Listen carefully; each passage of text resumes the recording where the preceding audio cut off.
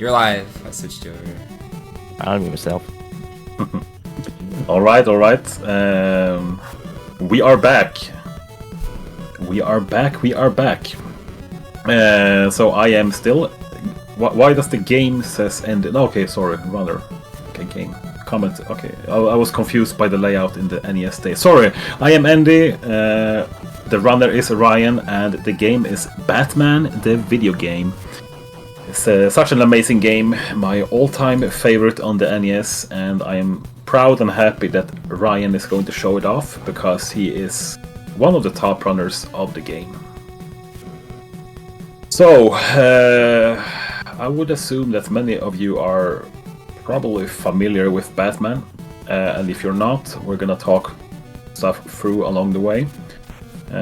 It's a very, very tough, casually tough, and speedrun tough NES game. With a lot of good movement, music, quick kills on the bosses, ammo management. We have to adapt to different situations, all the good stuff we want from NES games. So, whenever RiYAN is ready, we are going to let him off.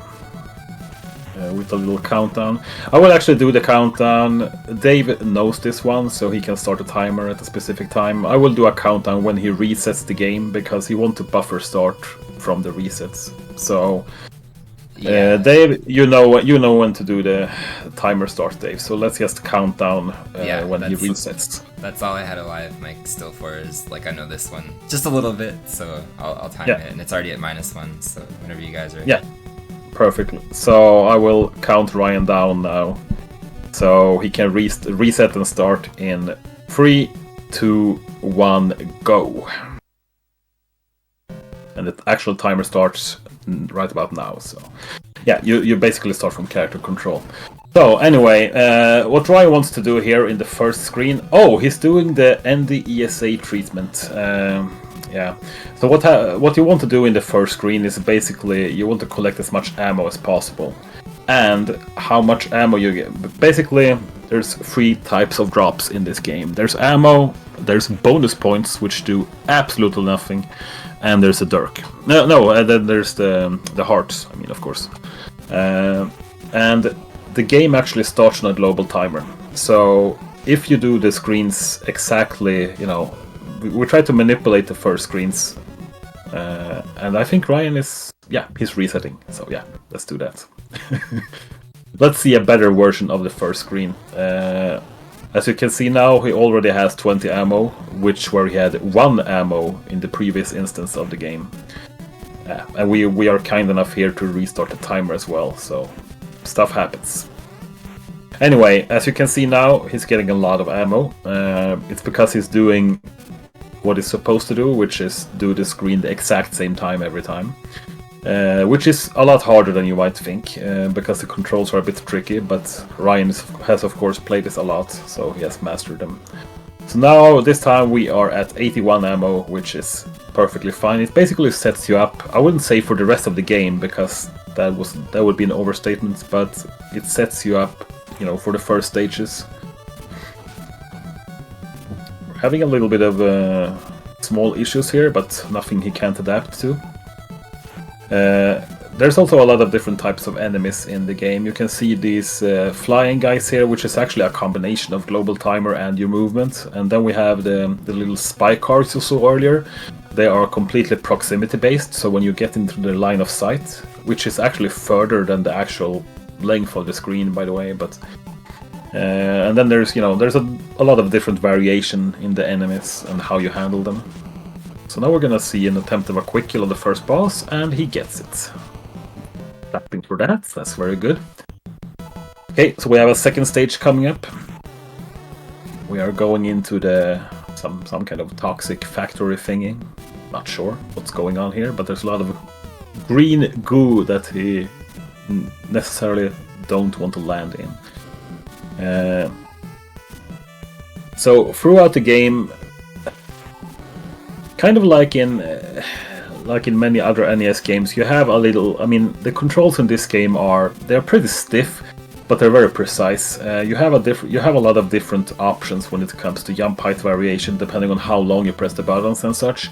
and it's a much more of a subtle difference than in some other games like Mitsumi Gatoro we saw, or Chip and Dale for that instance, or a lot of other stuff. There's a lot of even if it's enough if you're like a frame off in some instances, then you will actually miss the jump you are going for.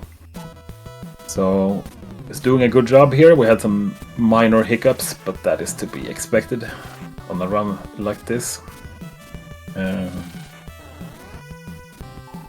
So we have a lot of different options when it comes to the weapon selections. We have the Batarang, which is kind of the go-to weapon in many cases. It only costs 1 ammo and it's incredibly strong. Basically because you can manipulate, depending on what distance you throw the Batarang. If you get stuck with the hitbox inside an enemy, on the turning point, so to speak, you deal a lot of damage. It's probably among the most powerful weapons in some situations then. The Dirk has more base damage, and it goes through enemies, and it goes through the entire screen, but it costs 3 ammo, and since it goes through the enemies, you can only hit once per Dirk. And then you have the gun, which is kind of the in-between. The gun is almost never used, unless you want to. It has a very slow, trajectory, and it's just, in some manipulation situations, but not much else. So that was a very good 2-3 screen here. Now we have the Skynet boss fight coming up. So depending on what the initial bullets you saw there was global timer based, but since he had made some mistakes throughout the run, he had no way of knowing what pattern he was gonna get, so he adapted really nice to it. And then he just, weapon switched, wall jumped, and killed off the boss. And now you could see the first pause manipulation of the game. You could see that when you get past the first jumper enemy, there's actually a pause manipulation. So when you pause the game, the global timer actually keeps running, and the jumpers run on a global timer. So you could basically picture their jumps continuing, when you have the game paused. Basically, he altered the cycle to get through the way he wanted. The jumper enemies can be extremely annoying if you handle them okay, and yeah, which you're about to see here. This is why you don't want to get stuck in the jumpers. Thankfully, he got a good pattern on the second one, so that could have been worse, actually. It could have been worse, believe me. And yeah, and since he got stuck in the previous, in the bottom of the screen, he actually did get a different pattern on the spy car because he was in his proximity range, so it was not a pattern he was hoping for. So that was a good, it was not a good section, but it was a good showcase of a tiny little thing going wrong somewhere, and then it snowballs, and it affects everything in your wake, so the next section also gets, weird. But he handled it well in the end, and that's where the experience in this game comes in. In many games, you kind of, there's always adaptation in some games, but in this one, it's really good to know, to know all the stuff to adapt properly. It's not just learn the route and go with it, because things are going to happen and you have to know how to adapt. So it was a good showcase. He did some interesting strats here. He skipped some cogs. He was actually jumping inside the hitbox of the cogs on the right side. They are supposed to hit you, but if you hit a frame perfect hit, basically you basically don't get hit from it. Okay, third boss, going for another quick kill. Ooh, that was a bit scary. He missed a weapon selection thing there, but he adjusted well again. There's 21 ammo here, which is a bit scary, but he got a good pattern, so that's luck, all things considered. This is where the ammo situation, kicks in again. You really need some good drops here, preferably both health and ammo. But he's doing a good job here. Yeah, there was a combination of skill and good luck with the patterns on the stage. As long as you get the initial pattern correctly, you can kind of know what to expect from the other ones. If you do the same strat every time, kind of like in the same first room of the game. But every slight deviation makes so you have to adapt. This stage is 4-2 is We used to call it the easiest stage in the game, but it's also for whatever reason, the easiest stage to mess up. It's supposed to be easy. I mean, there's really nothing, no major hard strats going on, but at the same time, it's for whatever reason, it's really easy to get hit somewhere. That was an intentional hit, though. Another intentional hit. We will see if he will take an intentional hit and take a death here. He does. Yeah. The thing is, he had 1 health left, and if you go through this screen, this is one of the longest screens in the game. And if you go through to the end and you die, you have to redo it all again, which that was a smart choice, I would say. This is also one of the hardest screens in the game. We're gonna see, let's see if it goes for it, I'm not sure. There's a strat called the Diggler here, and he's not doing it. But he did show what happens if you miss it. Yeah, you can try to kill that spy car. Oh, he's okay. Now so basically, missing the Diggler strat, get knocked back and lose like 14 seconds. If you do get the Diggler strat correctly and kill him without stopping, you save like a second or so. It's a good trade-off, right? Oh, that was a beautiful tank section. This is really, really hard, so let's see how he handles it. Ooh, expertly timed batarangs. That stair section is one of my banes. I think Dave used to call them the Endy stairs or something. Bastard. Now the cube fight. There's a few different ways to kill this one. He's opting for the fastest way. He had some troubles with the weapon switching there, so hopefully he can... I mean, it doesn't affect this fight per se, and he's saving some ammo here because he needs the ammo for the final stage. You don't want to end up in a situation, and I'm not even gonna say it, by the way, because I will commentators curse it, so let's just... Everything is fine. So he needs 6 ammo to get these 2 dorks off, and he got 2 ammo drops. That's really, really good. So basically, this is the stage where most people gave up when they were kids. The rest of the game is fairly easy to manage because you have unlimited continues and you keep your ammo, throughout even when you die. But this is where shit starts to hit the fan, because getting through this section without taking damage is incredibly difficult. Even for a speedrunner, which is why RiYAN actually opts to take intentional damage, because it's equally... Okay, he's showing it off there. That's like, I think it's a free frame window on that jump or something, and it's really dumb.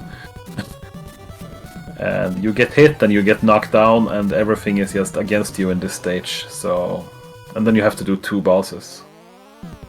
But that was a really good climb by RiYAN. Alright. Firebug. He was trying to go for a manipulation to kind of lock him in spot, but he sadly missed it, and now he's in a bit of an issue here. Yeah, that was... I didn't even say it earlier, but this was the commentator... I think I activated the commentator's curse without even But he should be fine. If you go in completely without ammo... Ooh, okay, we're fine. Then it's super hard to kill him, but he did have some ammo left, so we're good. Good job, RiYAN. The Joker fight is incredibly hard casually, but in the speedrun we just kill him.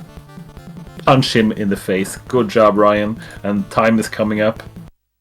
GG. Okay. You know what? There wouldn't be a Batman run without some stuff going wrong. And I mean, I will say this: this game is tough, and one minor mistake or a bad pattern somewhere can end you up in some of the situations we saw. So we actually did see some really good adaptations from RiYAN. I mean, I'm sure he's not happy with the way the run went, but I mean, this can happen to any top Batman runner. If you have seen I played a race against Dexter and RiYAN at ESA Summer this year, and I actually had kind of the exact same thing happen in the first room as RiYAN did, where I ended up with no ammo and just took a lot of hits. It's one of the, it's tough. So, and he did exactly what I did. He reset it. So that was the right choice, I would say. Yeah, so that was I mean, the stuff went wrong, but it was still a solid run. So GG's to RiYAN. Have you ever messed up the first? I can hear you there, Dave. Have you ever messed sorry, up? I muted myself to talk for a sec. But... No, have you ever messed up the first room in Batman? For real? No. Yes, because Dexter a long time ago invited me to like that pass the torch thing in 2017. And my only purpose back then, I was like, don't mess up 1-1. And the very first jump, I did exactly what RiYAN did, where it was like, and I'm like, oh my god, dude. So, yeah. It's a terrible room, because especially since it's the very first part of the game, and when you're specifically when you're in a marathon setting, the first like minute or two are when you're the most nervous. Even if you're not nervous, even if you've done it a billion times before, you still have the most pressure in the first, kind of the first 30 seconds of the round, so to speak. And if you so it's the worst part. Everything has to go right. So it's terrible. No, it's horrible. And just to put that into perspective, you have 0.3 seconds to control the global timer for like until you actually get hit or whatever the case is. But basically, yeah, it's a 0.3 window. So even if you do the room perfectly, but you like bump up against the ledge a little bit too long or something like that, you'll start getting radically different ammo drops, and that literally determines the rest of the run. It sure does. It sure does. It's not fun. Yeah, no, unless you want to jump in and say anything, RiYAN, you're more than welcome to. Otherwise, I just wanted to say something. This was a terrible run. It wasn't even sub 11, So. I mean, you guys had that asshole metric. Like, it was technically sub Dave GDQ if you want to throw it out there. It's lower than 11, 16. Good job, RiYAN. Barely any better. Don't worry. Nah, it's fine. As I said, it has happened. You saw it happen live to me last time. So I mean, this stuff happens in Batman. So it's fine. You did a good job. But I would say the same thing. I mean, I'm not gonna say anything else. If I would have done the same thing, I would also say it was terrible. So don't get me wrong. I mean, I know the feeling. Believe me, I do. But it's. Shit happens, and you pulled through, so that's all that counts. Yeah, no, I agree. But no, I was gonna say thank you guys for having me. In general, or being here. Sorry. Yeah, you know me, always thinking about myself and again. But I was gonna say, for real, like, go follow NESDay, but in general, RiYAN too. For real, like, with no sarcasm, Batman community is probably the best community I've ever been part of on Twitch. So it is mind-blowing to me that my Twitch account is now 6 years old-ish that I've been streaming, and we still have NESDay, who is around from those early days, and we have RiYAN, who came much later, and they're both just here. So I find that very cool. Thank you. We have the generational little meetup here, sure. Yeah, sadly, I mean, yeah. NESDay ascended, apparently. At the moment, so you're not gonna get much out of it at the moment, but maybe one day. Sorry, you probably have to repeat that one more time. Like, I'm not sure what happened with your microphone, but you traveled into space for a second there.